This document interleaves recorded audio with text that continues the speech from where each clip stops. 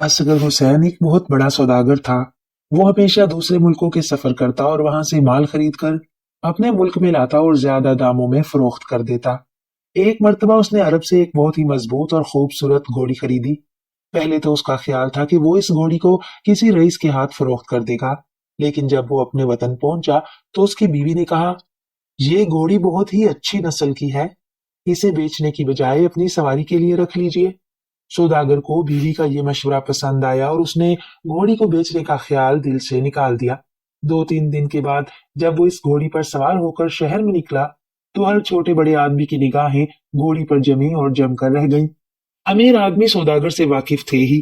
उन्होंने सौदागर से दरख्वास्त की और 5,000 रुपए तक कीमत लगा दी, लेकिन सौदागर घोड़ी बेचने पर राजी ना हुआ और उसने ये कहकर टाल दिया कि मैं इसी नस्ल की घोड़ी लाकर दे दूंगा।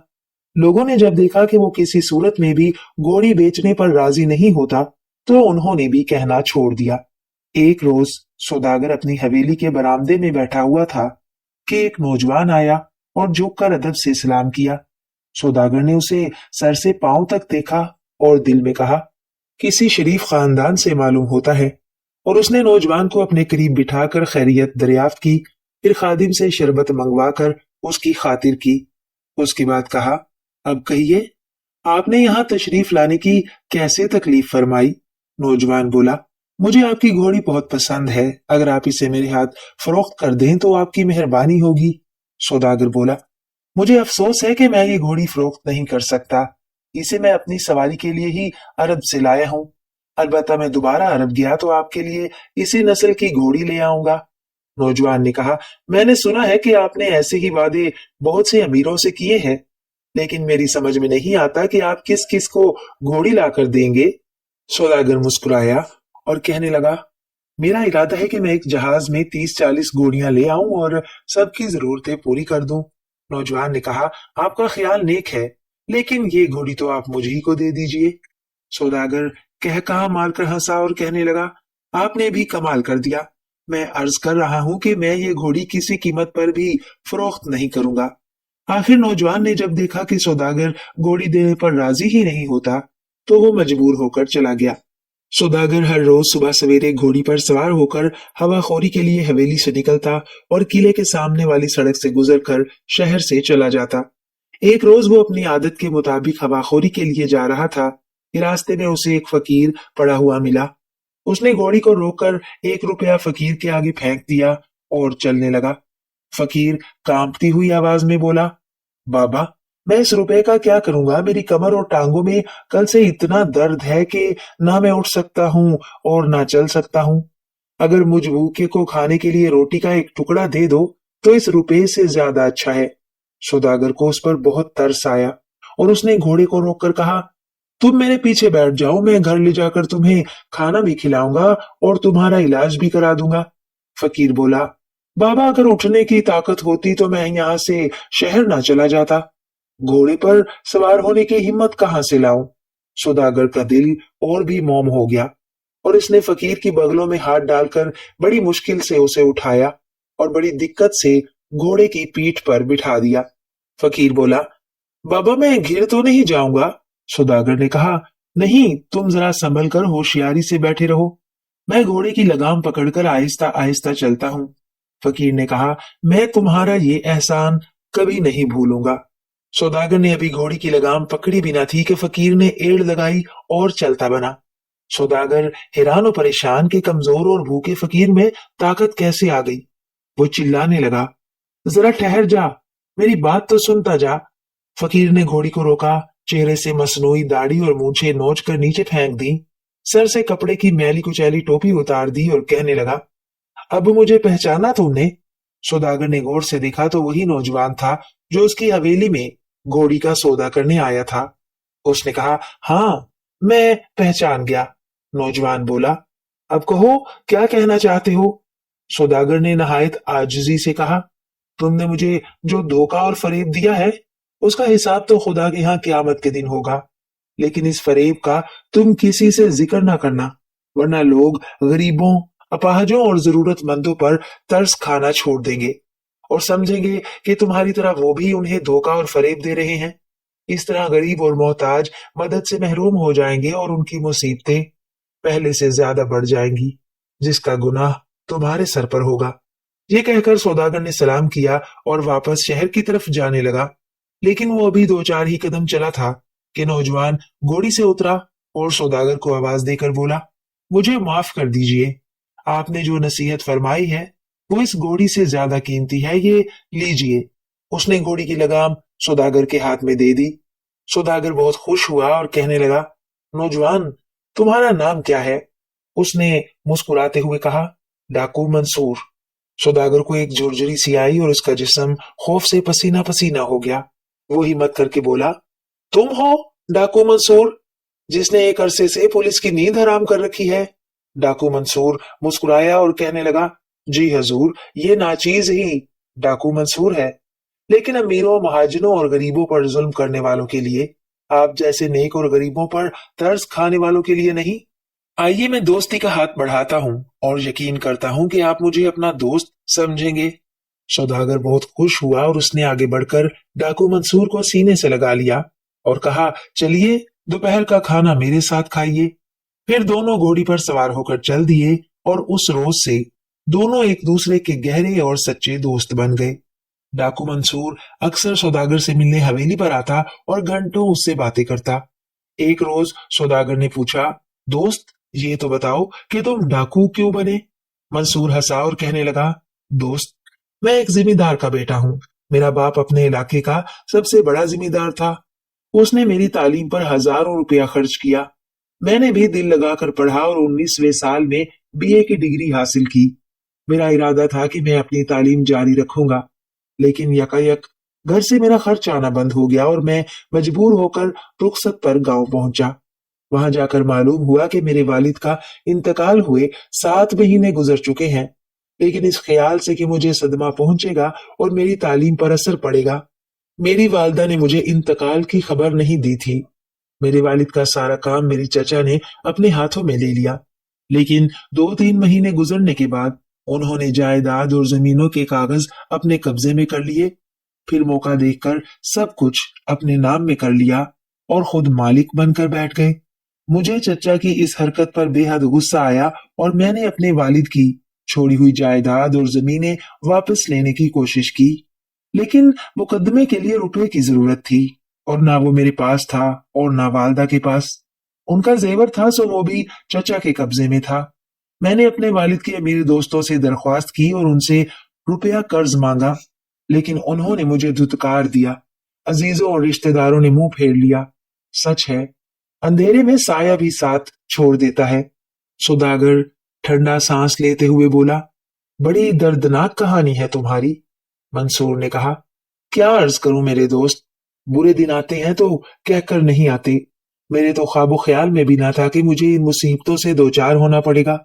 मैं तो समझ रहा था कि तालीम हासिल करने के बाद मैं नए ढंग और नए तरीकों से पैदावार बढ़ाऊंगा और मुल्को कौम की खिदमत करूंगा, लेकिन जालिम चचा ने मेरे इरादों को खाक में मिलाकर रख दिया। सौदागर बोला, फिर क्या हुआ? मंसूर कहने लगा, मैं भी धक्के खाता फिर ही रहा था कि मेरी वालदा सख्त बीमार पड़ गई। चचा ने उनके इलाज पर तवज्जो ना दी और आखिर मजबूर होकर मैंने एक बनिए से 50 रुपए सूद पर कर्ज लिए और वालदा को इलाज के लिए शहर ले गया। यहाँ मैं अपने एक दोस्त नईम के मकान पर ठहरा और वालदा को एक डॉक्टर के पास इलाज के लिए ले गया। वो दवा देता रहा, इंजेक्शन लगाता रहा, लेकिन उनकी तबीयत ना संभल सकी और 50 रुपए भी खर्च हो गए। फिर मैंने नईम से 50 रुपए लिए और उनका इलाज जारी रखा, लेकिन मर्ज बढ़ता गया जूं जूं दवा की। आखिर एक रोज मैंने डॉक्टर से कहा, मैं एक गरीब आदमी हूँ, आप एक ऐसी दवा तजवीज कीजिए जो इनकी तबीयत ठीक हो जाए, वरना मैं इलाज के लिए कहाँ से रकम लाऊंगा। डॉक्टर ने बेपरवाही से जवाब दिया, रकम का मैं जिम्मेदार नहीं हूँ, अगर जेब खाली है तो किसी सरकारी शिफा खाने में ले जाओ। ये जवाब मुझे सख्त नागवार गुजरा और मैं खामोश होकर चला गया। दूसरे दिन वालदा को एक सरकारी शिफा खाने में दाखिल कर दिया, लेकिन यहाँ मालूम हुआ कि जब तक डॉक्टर साहब की जेब में 150 रुपए ना डाले जाएं वो तवज्जो नहीं देते। मैंने डॉक्टर को अपनी दुख भरी कहानी सुनाई और उससे इल्तजा की, लेकिन उस कमबख्त ने एक ना सुनी और ये कहकर टाल दिया, इलाज किया जा रहा है, ज्यादा बात करने की जरूरत नहीं। डॉक्टरों की बेपरवाही के सबब उनकी हालत और खराब हो गई। फिर मैं शहर के एक बड़े डॉक्टर के पास गया और उससे कहा कि मैं बीए पास हूँ, लेकिन बेरोजगारी के सबब मेरे पास रुपए नहीं है। आप मेरी वालदा का इलाज कर दीजिए और मुझे अपने पास मुलाजिम रख लीजिए। तनख्वाह के आधे रुपए मुझे देते रहिए और आधी वालदा की दवा वगैरह के काटते रहिए। डॉक्टर ने जवाब दिया, ये दवा खाना है, यतीम खाना नहीं। मैं तुम्हारी कोई मदद नहीं कर सकता। मैं सर झुकाकर वापस चला गया और मेरी माँ इन जालिम डॉक्टरों की सरपरस्ती की भेंट चढ़ गई और ये मंसूर डाकू मंसूर बन गया। डाकू मंसूर के गिरोह में 27 आदमी थे और ये सब लोग घने जंगल में रहते थे। ऊंची ऊंची पहाड़ियों में जमीन खोदकर बड़े बड़े गार बना रखे थे। ये गार सिर्फ उठने बैठने और आराम करने के काम आते थे। लूटी हुई दौलत जमा करने के लिए इन्हीं पहाड़ियों में छोटे छोटे तहखाने थे।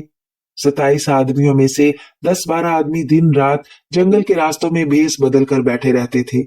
जहां किसी को जंगल में देखा फौरन उसके पीछे चल पड़े और जंगल में से गुजरने का सबब दरियाफ्त करते।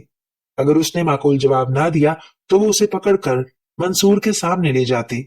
अगर वो अपने जवाब से उसे मुतमईन कर देता तो खैर, वरना उसे कैद कर दिया जाता। एक रोज गिरोह के आदमी दरख्तों पर बैठे हुए पहरा दे रहे थे कि एक ज़ईफ आदमी तेज तेज कदम उठाता हुआ जंगल में दाखिल हुआ और पहाड़ियों की तरफ चल दिया। पहरेदारों में से एक आदमी ने उसे रोककर दरियाफ्त किया, बड़े साहब, जंगल में किसे तलाश करते फिर रहे हो? उसने बेरुखी से जवाब दिया, मंसूर से मुलाकात करने जा रहा हूं। पहरेदार ने कहा, क्या काम है आपको मंसूर से, और वो कहाँ मिलेगा आपको?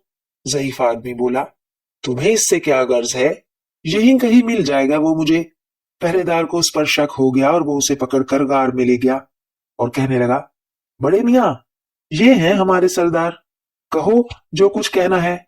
ज़ईफ आदमी ने पहले तो बहुत सी दुआएं दी, फिर कहा, बेटा, मैंने सुना है कि तुम गरीबों के हमदर्द हो। अगर यह सच है तो मुझ गरीब की मदद करो। मंसूर ने पूछा, तुम्हें क्या तकलीफ है? कहने लगा, मुझ गरीब का एक ही बेटा है और उसी के दम से मेरी आंखों की रोशनी कायम है। इतना कहकर वो रोने लगा। मंसूर बोला, रोते क्यों हो बड़े मियाँ? उसने कहा, बेटा, परशोत्तम महाजन ने उस पर चोरी का इल्जाम लगाकर जेल भिजवा दिया है। खुदा के लिए उसे छुड़ाओ। मंसूर ने उससे कुछ जरूरी बातें दरियाफ्त करने के बाद उससे वादा किया कि वो उसके बेटे महमूद को जल्द ही रिहा करा देगा। ज़ईफ आदमी उसे दुआएं देता हुआ चला गया। मंसूर ने उसी दिन महाजन के नाम एक खत भेजा और उसमें लिखा, महमूद बिल्कुल बेकसूर है, उसने तुम्हारे यहाँ चोरी नहीं की। अगर तुमने 3 रोज के अंदर अंदर उसे रिहा ना कराया तो मंगल की शाम को 7 बजे तुम्हारे हाथ डाका मारूंगा, ताकि एक गरीब को सताने की सजा मिल जाए। फकत डाकू मंसूर। परशोत्तम महाजन खत पढ़ते ही घबरा गया और दौड़ता हुआ थाने में पहुंचा। पुलिस सब इंस्पेक्टर ने खत का मजमून पढ़कर कहा, लाला जी, फिक्र करने की कोई बात नहीं है, आप जाकर आराम करें, हम सारा इंतजाम कर लेंगे। परशोत्तम ने 200 रुपए सब इंस्पेक्टर के हाथ पर रखे और कहा, अगर आपने इस कमबख्त डाकू को गिरफ्तार कर लिया तो मैं 500 रुपए और हजूर को दूंगा। सब इंस्पेक्टर फकीर चंद ने तजर्बाकार सिपाहियों को साथ ले जाकर महाजन का मकान और इर्द गिर्द के इलाके और रास्ते दिखाए। फिर हर सिपाही को समझाया कि उसके छुपने और बैठने की जगह कौन सी होगी। उसके बाद महाजन से कहा, अपने मकान की तमाम खिड़कियां और दरवाजे मंगल को बंद रखना और किसी गैर आदमी को दरवाजे में कदम ना रखने देना। परशोत्तम महाजन ने इस ख्याल से कि उसके नौकरों में से कोई आदमी डाकू से मिला हुआ ना हो, उसने सारे नौकरों को 2 रोज पहले ही छुट्टी दे दी। मंगल की सुबह ही से फकीर चंद ने महाजन के मकान के इर्द गिर्द सिपाहियों का जाल फैला दिया। उधर महाजन ने सोने की सिलें, अशरफियां और रुपए तिजोरियों में से निकाल के काट के संदूकों में भर दिए और ऊपर से कुछ गूदड़ और कुछ रद्दी रख दी, ताकि डाकुओं को शक ना हो, और इत्मीनान से बैठ गया। शाम के 6:30 बजे थे कि एक फरलांग के फासले से पुलिस की सीटियों की आवाजें आने लगी। फकीर चंद ने अपने साथियों से कहा, शायद पुलिस डाकुओं का पीछा कर रही है, चलो डाकुओं को पकड़ने की कोशिश करें। फकीर चंद अपने सिपाहियों को लेकर भागा। थोड़े फासले पर पहुंचते ही उसकी नजर दौड़ते हुए सिपाहियों पर पड़ी, जो सीटियां बजा रहे थे और डाकू डाकू का शोर मचा रहे थे। अब तो फकीर चंद को बिल्कुल यकीन हो गया कि डाकू बचकर नहीं जा सकते, और उसने तमाम सिपाहियों को उस तरफ भागने का हुक्म दे दिया। पहले सिपाही एक तरफ जा रहे थे और फकीर चंद के सिपाही उनके पीछे पीछे भाग रहे थे। इस तरह ये सब सिपाही बहुत दूर निकल गए। इधर घड़ी ने 7 बजाए, उधर डाकू मंसूर अपने 2 साथियों के हमरा घोड़े पर सवार आया और मैदान साफ देखकर महाजन के सीने पर पिस्तौल रख दिया और कहा, जल्द बताओ, कहाँ रखा है? महाजन ने बहुत मिन्नत समाजत की, लेकिन उसे रहम ना आया। आखिर महाजन को बताना ही पड़ा कि संदूकों में खजाना रखा हुआ है। मंसूर के दोनों साथियों ने बड़े बड़े थैलों में दौलत भरकर घोड़ों की पीठ पर रखे और जंगल की तरफ भाग गए। मंसूर ने जब देखा कि उसके साथी दूर निकल गए हैं, तो उसने पिस्तौल जेब में रखा और खुद भी घोड़े पर सवार होकर भाग गया। महाजन सर पकड़े हुए बैठा था कि थोड़ी देर के बाद फकीर चंद वापस आया। महाजन उसे देखते ही रोने पीटने लगा। फकीर चंद ने कहा, लाला जी, क्यों रोते हो? कहने लगा, हजूर, डाकू सब कुछ ले गए, मैं तो लुट गया, मर गया। फकीर चंद बोला, डाकुओं को तो हम लोग भगा कर आ रहे हैं, तुम्हें किसने लूट लिया? उसी वक्त एक बच्चा आया और एक पर्चा फकीर चंद के हाथ में देकर भाग गया। फकीर चंद ने पढ़ा, उसमें लिखा था, वो सिपाही जो सीटियां बजा रहे थे मेरे ही गिरोह के आदमी थे। उन्होंने पुलिस की वर्दियां पहन रखी थी। आप उनके पीछे पीछे गए और मैंने लाला जी को लूट लिया। फकत डाकू मंसूर। फकीर चंद हैरान होकर बोला, बदमाश ने हम सबको बेवकूफ बना दिया। हम समझते थे कि शायद डाकुओं को रास्ते में पुलिस वाले घेर रहे हैं। और वो अफसोस करता हुआ चला गया। जब इस वाकये की खबर राजा तक पहुंची तो उसने कहा, जेल में जो शख्स सजा काट रहा है उसका डाकू से जरूर कोई ताल्लुक है, लिहाजा उस पर पहले से ज्यादा सख्ती की जाए और उससे दरियाफ्त किया जाए कि डाकू उसे क्यों छुड़ाना चाहता है। गरीब महमूद को क्या खबर थी कि डाकू उसे क्यों छुड़ाना चाहता है। उसने जेल के अफसरों से कहा, ना मैं डाकू मंसूर से वाकिफ हूं और ना उसकी हमदर्दी का सबब जानता हूं, लेकिन उसकी बात पर किसी ने एतबार न किया और उसे सख्त से सख्त सजा दी जाने लगी। इस बात की खबर डाकू मंसूर को मिली तो वो बहुत रंजीदा हुआ और उसने अपने गिरोह के एक होशियार आदमी सज्जाद को बुलाकर कुछ समझाया और उसके कपड़े बदलवा कर शहर रवाना कर दिया। सज्जाद ने शहर में पहुंचते ही राजा के एक सिपाही को खूब जी खोल कर मारा। उसे लोगों ने पकड़ लिया और कोतवाल शहर के पास ले गए, जिसने सज्जाद को 3 महीने के लिए जेल भेज दिया। जेल की पहली ही रात थी। सज्जाद ने एक खास किस्म के तार से लोहे की मोटी मोटी सलाखों को काट दिया। फिर मौका पाकर महमूद को साथ लिया और जेल से निकल भागा। जेल के दरवाजे पर जो सिपाही पहरा दे रहे थे, उन्होंने दोनों को भागते देखा तो उनका पीछा किया, लेकिन दोनों करीब के कब्रिस्तान में घुसकर गायब हो गए और पुलिस वाले नाकाम होकर वापस लौट गए। सज्जाद और महमूद दूसरे दिन छुपते छुपाते बड़ी मुश्किल से मंसूर के अड्डे पर पहुंचे।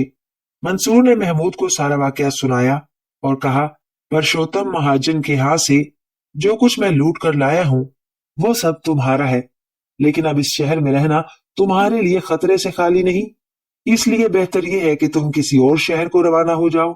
महमूद को यह सलाह पसंद आई तो मंसूर ने उसका हुलिया तब्दील किया, मसनूई दाढ़ी और मूंछें लगाई, फिर उसके ज़ईफ बाप के पास ले जाकर सारा हाल बयान किया और उस शहर से बाहर रवाना कर दिया।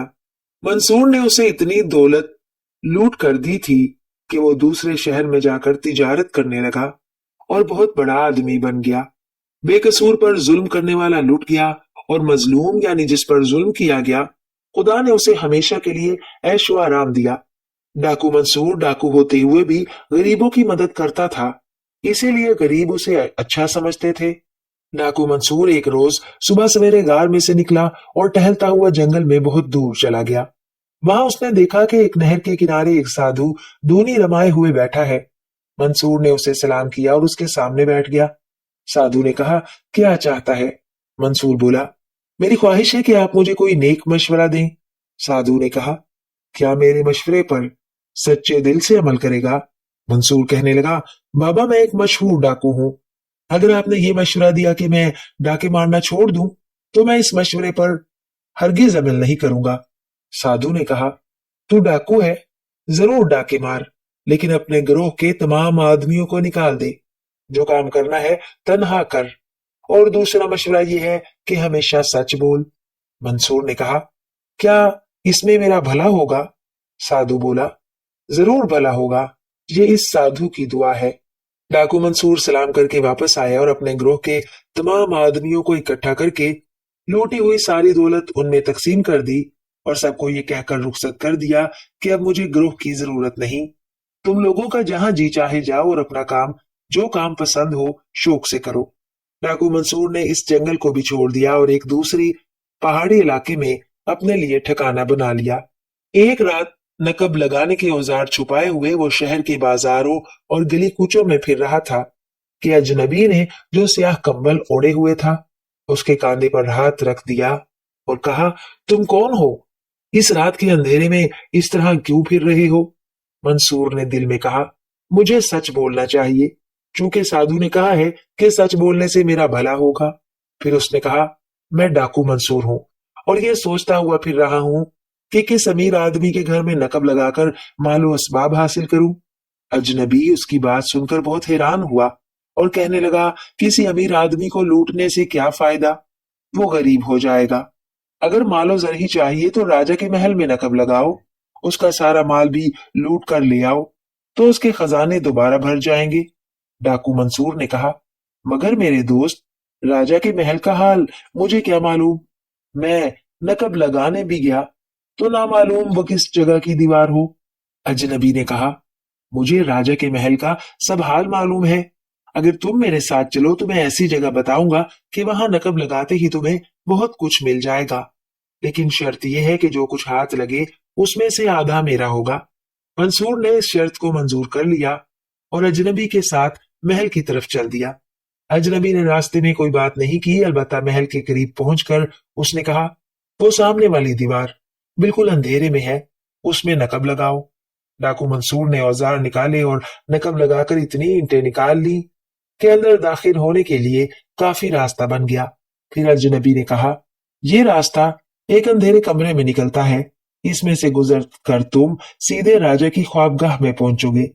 वहां से जो चीज पसंद आए ले आओ। डाकू मंसूर ने कहा, तुम मेरे साथ चलोगे या यही पहरा दोगे? उसने जवाब दिया, जैसी तुम्हारी मर्जी। मंसूर ने कहा, मेरा ख्याल है तुम बाहर पहरे पर खड़े रहो। अजनबी ने भी इस बात को पसंद किया और वो पहरा देने लगा। डाकू मंसूर अंधेरे कमरे में से गुजर कर राजा की ख्वाबगाह में पहुंचा। वहां फानूस की हल्की हल्की रोशनी में हर चीज दिखाई दे रही थी। राजा का बिस्तर खाली था। उसके पलंग के सरहाने एक खूबसूरत ताक में हीरे जवाहरात की एक संदूकची रखी हुई थी। मंसूर ने उसे खोलकर देखा तो उसमें 3 बहुत ही कीमती हीरे रखे हुए नजर आए। उसने हीरे निकालकर मुट्ठी में दबा लिए, लेकिन फिर उसे ख्याल आया कि 3 हीरों को आपस में तकसीम करना मुश्किल होगा, और अगर मैंने 2 हीरे खुद लिए और एक उसे दिया तो मुझे झूठ बोलना पड़ेगा। इसलिए बेहतर यह है कि एक हीरा छोड़ दूं। ये सोचकर उसने एक हीरा तो संदूकची में रख दिया और 2 हीरे हाथ में लेकर बाहर निकला। अजनबी ने कहा, सच सच बताओ, क्या लेकर आए हो? मंसूर ने मुट्ठी खोलकर दिखाई, ये 2 हीरे लाया हूं। अजनबी ने कहा, और कुछ नहीं मिला? मंसूर बोला, मैं झूठ नहीं बोलता, अगर यकीन ना हो तो मेरी तलाशी ले सकते हो। अजनबी ने मुस्कुराते हुए एक हीरा उठा लिया और उसके रहने का पता दरियाफ्त किया। मंसूर ने कहा, मेरा पता मालूम ना कीजिए, अलबत्ता अगर मुझसे मिलना हो तो असगर हुसैन सौदागर की हवेली पर आ जाना। ये कहकर वो अजनबी से रुखसत हुआ और खुशी खुशी अपने नए ठिकाने पर पहुंच गया। सुबह सूरज निकलने से पहले ही महल में नकब लगने की खबर फैल गई।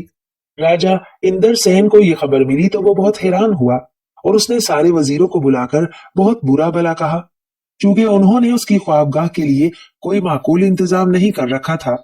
राजा इंदर सेन ने बड़े वजीर से कहा, तुम खुद जाकर हमारी ख्वाबगाह में देखो कि वहां से क्या क्या सामान चोरी किया गया है। बड़े वजीर ने ख्वाबगाह के सामान की फहरिस्त निकलवाई और अंदर जाकर हर चीज को फहरिस्त से मिलाया। संदूकची में रखे हुए सिर्फ 2 हीरे कम थे। वजीर ने सोचा कि इस तीसरे हीरे की बाबत किसी को क्या मालूम कि चोरी हुआ है या नहीं, इसे मैं ही क्यों ना चुरा लूं। जहां 2 हीरे गए, राजा यकीन कर लेगा कि ये तीसरा हीरा भी चोरी हो गया होगा। फिर वो मुस्कुराया और दिल में कहने लगा, ये चोर भी अजब चोर था। जब 2 हीरे चुराए थे, तीसरा भी चुरा लेता।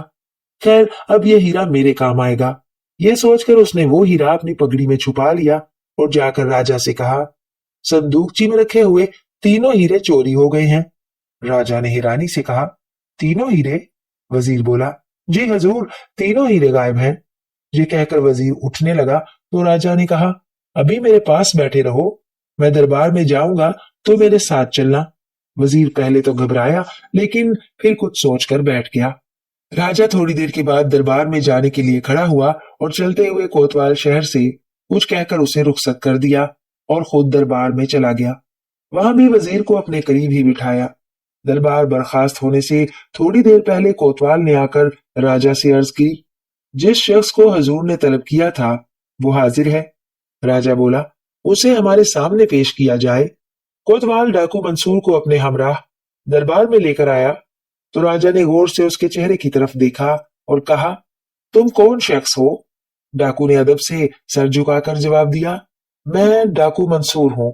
राजा बोला, तुम यहाँ किस लिए आए हो? उसने कहा, मुझे कोतवाल साहब बुलाकर लाए हैं। वजह मालूम नहीं। राजा ने कहा, हमारे महल में किसी ने रात के वक्त नकब लगाई थी, उसके मुतालिक तुम्हें कुछ इल्म है?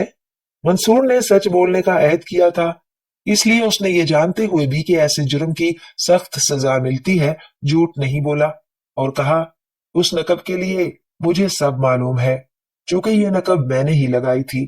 दरबार के सब लोग डाकू की साफ गोई पर बहुत हैरान हुए। उन्हें ताज्जुब था कि डाकू होते हुए उसने सच्चाई से काम क्यों लिया।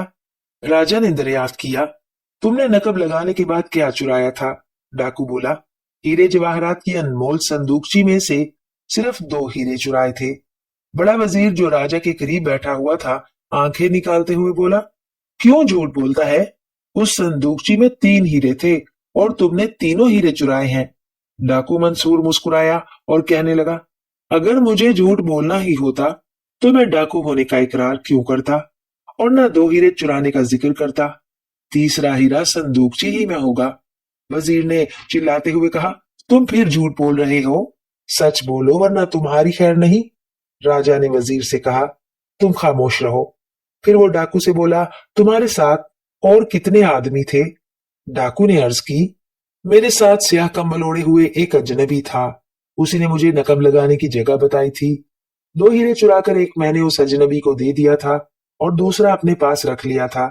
राजा ने कहा, तुमने तीसरा हीरा क्यों छोड़ दिया था? मंसूर ने जवाब दिया, 3 हीरों की तकसीम 2 आदमियों में मुश्किल थी, इसलिए मैंने तीसरा हीरा छोड़ दिया था। वजीर ने कहा, वो अजनबी कौन शख्स है? डाकू बोला, मैं उसे नहीं जानता, वो रास्ते में मिला था। वजीर कहने लगा, तुम डाकू होकर एक अजनबी को हीरा कैसे दे सकते हो? ये सब झूठ है। राजा बोला, ये सब सच है, क्योंकि वो अजनबी मैं खुद हूँ। रात को भेस बदलकर शहर की गलियों में मैं फिर रहा था।